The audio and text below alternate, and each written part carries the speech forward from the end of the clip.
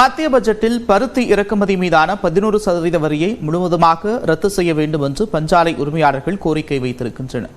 இறக்குமதி வரியை ரத்து செய்தால் மட்டுமே ஆண்டு முழுவதும் சீரான விலையில் பருத்தி கிடைக்கும் என்றும் அவர்கள் குறிப்பிட்டிருக்கின்றனர்.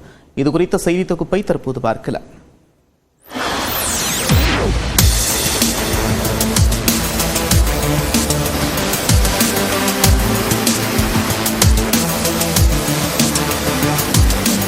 தென்னிந்தியாவின் மான்செஸ்டர் என்று அழைக்கப்படக்கூடிய நகரம் கோவை.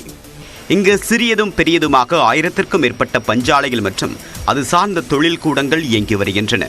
இவற்றில் 5 லட்சத்திற்கும் மேற்பட்ட தொழிலாளர்கள் பணிபுரிந்து வருகின்றனர். கொரோனா சமயத்தில் கடும் நெருக்கடிக்கு உள்ளான இந்த பஞ்சாலை தொழில் மீண்டும் வளர்ச்சிப் பாதையை நோக்கி நடைபோட துவங்கியுள்ளது.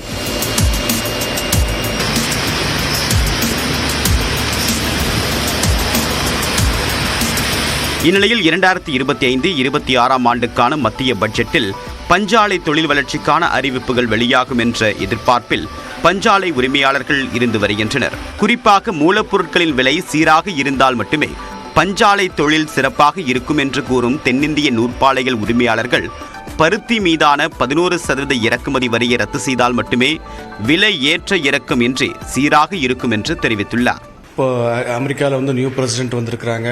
இந்த வருஷம் காட்டன் விளைச்சல் நல்லா இருக்கு. ஸோ பட்ஜெட்டும் ஒரு நல்ல பட்ஜெட்டாக வரும்னு ரொம்ப எதிர்பார்த்துட்டு இருக்கிறோம். காட்டன் ப்ரைஸ் கம்மியாக இருக்கிறனால எக்ஸ்போர்ட் ஆர்டர்ஸும் நல்லா இருக்கு. இதே கண்டினியூ பண்ணுறதுக்கு அந்த இம்போர்ட் ப்ரைஸும் காட்டனில் டியூட்டி இல்லாமல் இருந்தால் கொஞ்சம் பெட்டராக இருக்கும். ஸ்மால் இண்டஸ்ட்ரீஸ்க்கு ஒரு இன்சென்டிவ் ஒரு கவர்மெண்ட் ஊக்குவிக்கிறதுக்கு ஒரு இன்ட்ரெஸ்ட் சப்வென்ஷன் மாதிரி கொடுத்தாங்கன்னா இந்த இண்டஸ்ட்ரி சர்வே ஆகிறதுக்கு நல்ல சான்சஸ் இருக்கு.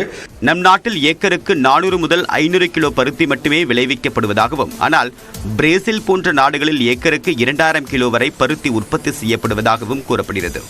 இதனால் பருத்தி விளைச்சலை அதிகரிப்பதற்கான அறிவிப்புகளை வெளியிட வேண்டும் என்பது இந்திய பருத்தி கூட்டமைப்பு கோரிக்கையாக உள்ளது.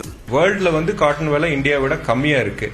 So, we have to create a level playing field in Excel. So, to create that level playing field, we need to have the correct price for cotton. So, we request to the government to consider the model of direct subsidy to the farmer, sir.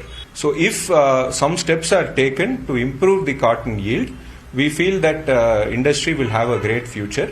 பஞ்சாலை உரிமையாளர்களின் இந்த எதிர்பார்ப்புகளை மத்திய அரசு இந்த பட்ஜெட்டில் நிறைவேற்றுமா என்பதை பொறுத்திருந்துதான் பார்க்க வேண்டும். நியூஸ் 18 செய்திகளுக்காக ஒளிப்பதிவாளர் கிருஷ்ணாவுடன் மண்டல தலைமை செய்தியாளர் குருசாமி.